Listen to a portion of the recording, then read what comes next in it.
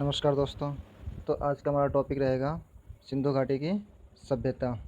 तो सिंधु घाटी की सभ्यता भारतीय सभ्यता के विकास का प्राचीनतम काल है। तो भारतीय सभ्यता का प्राचीनतम काल कौन सा है? सिंधु घाटी की सभ्यता। सिंधु घाटी की सभ्यता को हम हड़प्पा संस्कृति भी कहते हैं।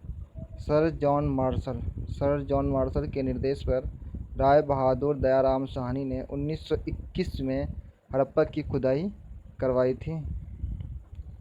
इसी कारण इसे हड़प्पा संस्कृति भी कहा जाता है। तो ये राय बहादुर दयाराम साहनी 1921 और सर जॉन मार्शल, ये तीनों इंपॉर्टेंट हैं, इनको याद रखना है। सिंधु घाटी सभ्यता प्रागैतिहासिक एवं कांस्यकालीन है। तो जो ये सभ्यता है सिंधु घाटी की, ये प्रागैतिहासिक प्रोटो हिस्टोरिक या कांस्य युग की है और यह भारत की प्रथम नगरीय सभ्यता है। तो भारत की प्रथम नगरीय सभ्यता कौन सी है? सिंधु घाटी की। काल निर्धारण, तो काल निर्धारण जो है हम रेडियो कार्बन C14 के द्वारा किया जाता है। इसकी सौरमान तिथि 2350 ईसा पूर्व से 1750 ईसा पूर्व बताया गया है। अन्य विद्वानों के द्वारा सिंधु सभ्यता के भिन्न भिन्न काल बताए गए हैं, जैसे कि सर मार्टिमल व्हीलर ने 2500 से 1500 ईसा पूर्व बताया है। वूली ने 2800 ईसा पूर्व बताया है। सर जॉन मार्शल ने 3250 से 2750 ईसा पूर्व बताया है। D.P. अग्रवाल ने 2350 से 1750 ईसा पूर्व बताया है। अल्विन ने 2150 से 1750 ईसा पूर्व बताया है। सिंधु सभ्यता का काल पूर्व हड़प्पा सभ्यता। तो पूर्व हड़प्पा सभ्यता जो है 3500 से 2600 ईसा पूर्व का है। पूर्व हड़प्पा काल के कुछ नगर हैं कोटदीजी, दबसादात, आमरीनाल और सिसवल। तो कोटदीजी, दबसादात, आमरीनाल, सिसवल पूर्व हड़प्पा काल के स्थान हैं। सिंधु घाटी सभ्यता को आद्य ऐतिहासिक सभ्यता भी कहा जाता है। फिर है परिपक्व हड़प्पा काल। तो परिपक्व हड़प्पा काल जो है 2600 से 1950 ईसा पूर्व के बीच मानी जाती है। इस काल में हड़प्पा, मोहनजोदड़ो, चान्होदरो, लोथल, कालीबंगा, बनावली प्रमुख स्थान हैं। उत्तर हड़प्पा काल 1900 से 1300 ईसा पूर्व मानी जाती है। रंगपुर, रोजती गुजरात, राखीगढ़ी हरियाणा प्रमुख स्थान हैं। सिंधु सभ्यता का विस्तार, भारत और पाकिस्तान में लगभग 1500 स्थलों पर सिंधु सभ्यता पाया जाता है। उत्तर में देखा जाए तो मांडी कश्मीर से, दक्षिण में दायमाबाद महाराष्ट्र तक है, पूर्व में आलमगीरपुर उत्तर प्रदेश से, दक्षिण में सुर कोंडौर पाकिस्तान तक इसका विस्तार है। सिंधु सभ्यता का जो समूचा क्षेत्र है वो त्रिभुज के आकार का है। इसका क्षेत्रफल 12,99,600 वर्ग किलोमीटर है। हड़प्पाकालीन प्रमुख स्थल, पहला है हड़प्पा। यह पाकिस्तान के मोंटगोमरी ज़िले में है। तो हड़प्पा जो है पाकिस्तान के मोंटगोमरी ज़िले में रावी नदी के बाएं तट पर स्थित था। 1921 में दयाराम साहनी ने इस स्थल की खोज की थी। तो हड़प्पा की खोज किसने की थी? दयाराम साहनी ने की थी 1921 में। हड़प्पा से हमें स्वास्तिक चिन्ह प्राप्त हुए हैं। हड़प्पा से 6 अन्नागार भी प्राप्त हुए हैं जो कि ईंटों से बने चबूतरों पर 2 पांतों में हैं। प्रत्येक की लंबाई 15.23 मीटर से चौड़ाई 6.09 मीटर है। जौ के दाने मिले हैं। सिंधु सभ्यता के प्रमुख स्थल एक दृष्टि में, तो इसके प्रमुख स्थल हैं हड़प्पा में 2 कमरे वाले बैरक भी मिले हैं जो श्रमिकों के रहने के लिए बने थे। तो श्रमिकों के रहने के लिए जो बैरक बने थे वो कहाँ मिले हैं? हड़प्पा में। हड़प्पा से प्राप्त मोहरों पर सबसे अधिक अंकन एक श्रृंगी पशु का है। तो हड़प्पा से जो मोहर प्राप्त हुए हैं वहाँ पे एक श्रृंगी पशु का अंकन है। बात करते हैं हड़प्पा की। तो हड़प्पा के उत्खननकर्ता अर्थात खोज दयाराम साहनी ने की थी 1921 ईस्वी में। हड़प्पा जो है रावी नदी के तट पर बसा हुआ है और यह मोंटगोमरी पंजाब पाकिस्तान में वर्तमान में स्थित है। मोहनजोदड़ो, तो मोहनजोदड़ो के उत्खननकर्ता राखाल दास बनर्जी हैं। 1922 में इनका उत्खनन हुआ था मोहनजोदड़ो का। मोहनजोदड़ो सिंधु नदी के किनारे बसा हुआ है। वर्तमान में मोहनजोदड़ो लड़काना जिला प्रांत सिंध पाकिस्तान में है। तो पाकिस्तान के लड़काना जिला में मोहनजोदड़ो स्थित है। सुक्का गेंडार कि उत्खननकर्ता आरएल स्टाइन है, जो कि 1927 में इन्होंने किया था। सुत्का गैंडोर जो है दास नदी के किनारे स्थित है और यह पाकिस्तान के बलूचिस्तान क्षेत्र में पाया गया है। चानू दर्रो के उत्खननकर्ता गोपाल मजूमदार जी हैं। 1931 ईस्वी उन्होंने उत्खनन करवाया था। चानू दर्रो जो है सिंधु नदी के किनारे स्थित है और यह पाकिस्तान के सिंध प्रांत में है। कालीबंगा के जो उत्खनन करता है BK थापर व ब्रिजवासी लाल जी हैं। 1953 में उन्होंने करवाया था। कालीबंगा जो है गग्गर नदी के किनारे बसा हुआ है। यह हनुमानगढ़ राजस्थान में स्थित है। कोट दीजी फजल अहमद हैं, वो 1953 में स्थित है सिंधु नदी के किनारे। कोट दीजी भी सिंधु नदी के किनारे स्थित है। यह खेरपुर सिंध पाकिस्तान में है। रंगपुर रंगनाथ राव ने उत्खनन करवाया था 1953-54 में। मादा नदी के किनारे स्थित है। काठियावाड़ गुजरात में रंगपुर स्थित है।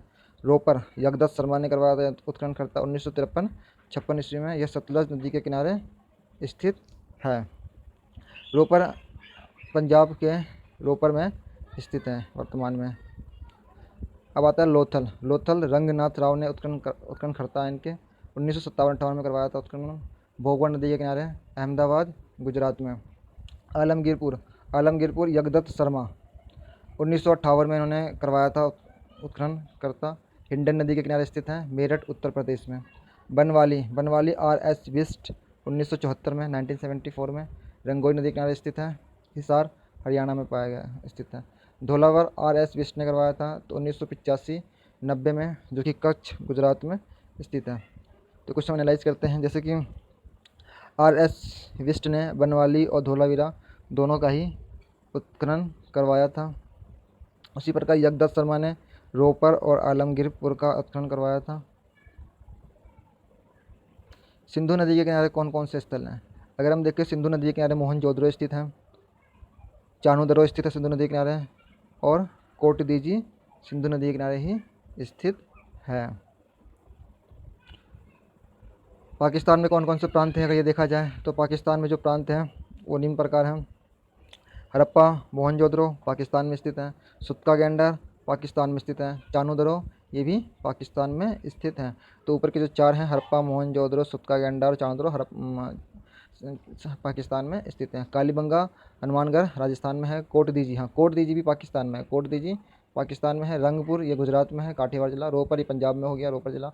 लोथल ये अहमदाबाद हो गया, गुजरात जिला, गुजरात राज्य। आलमगीरपुर ये मेरठ हो गया। बनवाली हिसार हरियाणा। धौलावीरा कच्छ गुजरात। अब बात करते हैं मोहनजोदड़ो की। मोहनजोदड़ो का अर्थ होता है मृतकों का टीला। तो मोहनजोदड़ो से हमें एक मोहर प्राप्त हुई है। इस पर पुरुष देवता अंकित हैं। इसके सिर पर 3 सींग है और यह पद्मासन की मुद्रा में बैठा हुआ है। उसके चारों ओर एक हाथी, एक बाघ, एक गेंडा है। आसन के नीचे एक भैंसा स्थित है और पाँवों पर 2 हिरन हैं। इसे शिव का प्राचीन रूप पशुपति महादेव बताया गया है। मोहनजोदड़ो में एक विशाल स्नानागार भी प्राप्त हुआ है, जो कि 11.88 मीटर लंबा, 7.01 मीटर चौड़ा, 2.43 मीटर गहरा है। मोहनजोदड़ो की सबसे बड़ी इमारत अन्नागार है, जो कि 45.71 मीटर लंबा और 15.23 मीटर चौड़ा है। मोहनजोदड़ो से एक मोहर प्राप्त हुई है जिसपर कुबर वाले बैल की आकृति बनी हुई है। मोहनजोदड़ो से ही सीप का पैमाना, कांसे की नर्तकी, सूती वस्त्र के साक्ष्य, घोड़े के अस्तित्व। तो घोड़े के अस्तित्व कहाँ से प्राप्त हुए हैं? मोहनजोदड़ो से प्राप्त हुए हैं। अब नेक्स्ट है कालीबंगा। कालीबंगा से हमें काले रंग की चूड़ियाँ प्राप्त हुई हैं। काले रंग की चूड़ियाँ कालीबंगा से प्राप्त हुई हैं। कालीबंगा में जुते हुए खेत के साक्ष्य प्राप्त हुए हैं। कालीबंगा से जुते हुए खेत के साक्ष्य प्राप्त हुए हैं। यहाँ पर अलग अलग फसलें उगाई जाती थी। जल निकास प्रणाली का अभाव मिलता है। युगल समाधान का प्रमाण भी मिलता है कालीबंगा से। कालीबंगा के मकानों में एक पल्ले वाला दरवाज़ा लगा हुआ है। कालीबंगा में अलंकृत ईंटें, अग्निकुंड भी प्राप्त हुए हैं। लोथल नेक्स्ट पॉइंट हमारा, नेक्स्ट नगर है लोथल। तो लोथल को हम लघु हड़प्पा या लघु मोहनजोदड़ो भी कहते हैं। लोथल को क्या कहते हैं? लघु हड़प्पा या लघु मोहनजोदड़ो। लोथल एक बंदरगाह नगर था। यहाँ बंदरगाह था, पोर्ट था ये। लोथल में चावल भी उपजाने के संकेत मिले हैं लगभग 1800 ईसा पूर्व में। यहाँ से अन्न पीसने की चक्की, युगल समाधान के साक्ष्य मिले हैं। फारस की मुहरें भी मिली हैं। नाव के साक्ष्य मिले हैं। अग्निवेदी के प्रमाण मिले हैं। हाथी दांत का पैमाना आदि भी प्राप्त हुआ है। लोथल में एक चित्रित मृत भांड मिला है जो पंचतंत्र की कहानी चलाक लोमड़ी की याद दिलाता है। चाणूदरों में सैंधव संस्कृति के बाद झूकर और झांगर संस्कृति विकसित हुई थी। तो चाणूदरों से मनके बनाने का कारखाना भी मिला है, लिपस्टिक, और यहाँ पे चाणूदरों में एक ईंट पर बिल्ली का पीछा करते हुए कुत्ते के पैरों के निशान प्राप्त हुए हैं। गुड़िया बनाने का कारखाना भी हमें चाणूदरों से ही प्राप्त हुआ है। चाणूदरों में वक्राकार ईंटें और कांस्य की बैलगाड़ी एवं इक्का गाड़ी के अवशेष भी प्राप्त हुए हैं। तो नेक्स्ट हमारा नगर है रंगपुर। रंगपुर गुजरात के मादर नदी के किनारे स्थित था। रंगपुर में धान की भूसी का साक्ष्य एवं कच्ची ईंटों का दुर्ग मिला है। तो धोलावीरा नेक्स्ट हमारा पॉइंट है, धोलावीरा नगर है। धोलावीरा जो है हड़प्पा संस्कृति के उत्थान और पतन के साक्ष्य साथ साथ मिलते हैं। तो यहाँ पे किस प्रकार हड़प्पा संस्कृति का उत्थान हुआ है या पतन हुआ है, इस दोनों के प्रमाण हमें धोलावीरा से ही प्राप्त होते हैं। धोलावीरा जो है भारत में सबसे बड़ा हड़प्पाकालीन स्थल है। तो सबसे बड़ा हड़प्पाकालीन स्थल भारत में कौन सा है? धोलावीरा। सिंधु घाटी सभ्यता के तथ्य कुछ हैं। तो सिंधु सभ्यता में लोगों के लोहे का ज्ञान नहीं था। तो यहाँ पे लोहे का ज्ञान हमें नहीं था, लेकिन यहाँ के लोग घोड़े से परिचित नहीं थे। जैसे कि मैंने पहले कहा कि घोड़े मिले हैं, लेकिन सुरकोटदा में घोड़े की हड्डियों के साक्ष्य प्राप्त हुए हैं। सैंधववासी लिंग मूर्ति के पूजक थे, किंतु आर्य प्रकृति पूजक थे। तो सैंधववासी जो है लिंग मूर्ति के पूजक थे, लेकिन जो आर्य थे वो प्रकृति की पूजा करते थे। तो आर्य किसकी पूजा करते थे? प्रकृति के। मोहनजोदड़ो के अधिकांश निवासी भूमध्य सागरीय प्रजाति के माने जाते हैं। सैंधववासियों के बर्तन मुख्यतः लाल या गुलाबी रंग के होते थे। यहाँ पर संभवतः दास प्रथा का भी प्रचलन था। सैंधववासी जो है पासी के खेल नृत्य द्वारा अपने मनोरंजन किया करते थे। गाय की मूर्ति कहीं से प्राप्त नहीं हुई है। तो सिंधु सभ्यता में, सिंधु घाटी की सभ्यता में गाय की मूर्ति हमें कहीं से भी प्राप्त नहीं हुई है। यातायात के लिए बैलगाड़ी का प्रयोग करते थे। आश्चर्य की बात है, गाय नहीं है लेकिन बैलगाड़ी का प्रयोग करते हैं। टेराकोटा, टेराकोटा जो है किसे कहते हैं? टेराकोटा जो है आग में पकी हुई मिट्टी को टेराकोटा कहा जाता था। तो टेराकोटा जो है आग में जो पक्की मिट्टी पक जाती थी उसको टेराकोटा कहा जाता था। मेसोपोटामिया के पुरालेख में दिलमन, माकन, मेलुहा की जानकारी मिलती है। दिलमन, माकन और मेलुहा की जानकारी मेसोपोटामिया के पुरालेख में मिलती है। अब हम बात करते हैं सिंधु घाटी सभ्यता का सामाजिक जीवन। जो समाज जो था वो मात्र सत्तात्मक था। यहाँ मातृ देवी की पूजा होती थी। यहाँ के लोग शांति प्रिय थे और शाकाहारी मांसाहारी दोनों थे। पुरुष एवं महिला दोनों ही आभूषणों का प्रयोग करते थे। मनोरंजन के लिए पासे का खेल, पशुओं की लड़ाई, नृत्य आदि प्रचलित थी। अब बात करते हैं हम धार्मिक जीवन की। तो हड़प्पा में पक्की मिट्टी की स्त्री मूर्तिकाएँ प्रचुर मात्रा में मिलती है। तो यहाँ पे जो है स्त्री मूर्तिकाएँ की मूर्तियाँ मिलती थी। मोहनजोदड़ो से प्राप्त पशुपति शिव की मोहर विशेष रूप से प्रसिद्ध है। तो पशुपति शिव की मोहर जो है हमें मोहनजोदड़ो से प्राप्त हुई है। यहाँ मातृ देवी की उपासना जो है लोकप्रिय थी इनके धार्मिक जीवन में। एक मूर्तिका के स्त्री के गर्भ से निकलता पौधा दिखाया गया है, जिससे पता चलता है कि धरती को उर्वरता की देवी माना जाता था। पशुओं में कुंवर वाले बैल, पक्षियों में फाख्ता की पूजा ये लोग करते थे। वृक्ष पूजा भी प्रचलित थी। सैंधव सभ्यता में मंदिर के प्रमाण नहीं मिले हैं। शवाधान, आमतौर पर मृतकों को गर्तों में दफनाया जाता था, परंतु कुछ स्थानों पर शव को पूर्ण रूप से जलाकर राख को जमीन में दफनाया जाता था। कहीं कहीं पर आंशिक समाधिकरण के भी साक्ष्य प्राप्त हुए हैं। तो समाधान में हम क्या कह सकते हैं कि दफनाया तो जाता था परंतु कहीं कहीं जलाया भी जाता था। राजनीतिक जीवन, तो राजनीतिक संगठन का यहाँ पे अभाव मिलता है हमें। पुरोहित द्वारा शासन की व्यवस्था नहीं थी क्योंकि यहाँ पर मंदिर नहीं पाया गया है। सिंधु सभ्यता में अस्त्र शस्त्र का भी अभाव था। हड़प्पाई लोगों का ध्यान विजय की ओर उतना नहीं था जितना कि वाणिज्य की ओर, यानी ये लोग वाणिज्य यानी बिजनेस पर ज़्यादा ध्यान देते थे। हड़प्पा का शासन संभवतः वणिक वर्गों के हाथों में था। तो शासन किसके हाथों में था? वणिक वर्गों के हाथों में था। अब बात करते हैं हम आर्थिक जीवन की। सिंधु घाटी सभ्यता का आर्थिक जीवन मुख्यतः व्यवसाय, पशुपालन और कृषि उद्योग था।